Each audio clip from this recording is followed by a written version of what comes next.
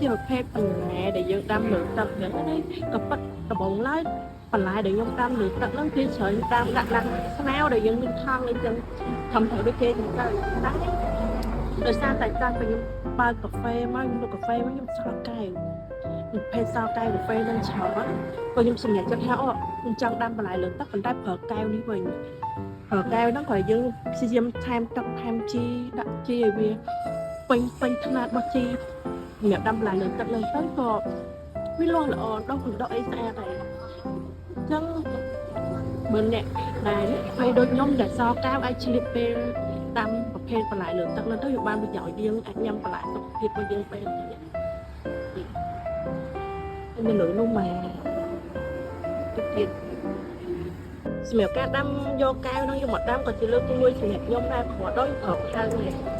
ខៅអញ្ចឹងហើយឡើងស្អាត